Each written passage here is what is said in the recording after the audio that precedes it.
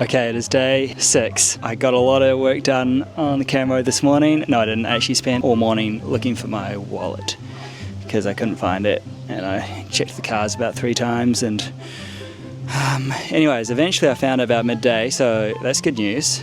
And we also got a new toolbox. Okay, so I'm not gonna lie, it kind of makes me feel like I'm really growing up all of a sudden. I'm no longer just fishing around for things in this. This was literally my toolbox before. Now, this is the toolbox she tells you not to worry about. And we got all our power tools. Azito baby, no hate. Well, unless like Makita or DeWalt or Milwaukee or any other brand wants to sponsor me.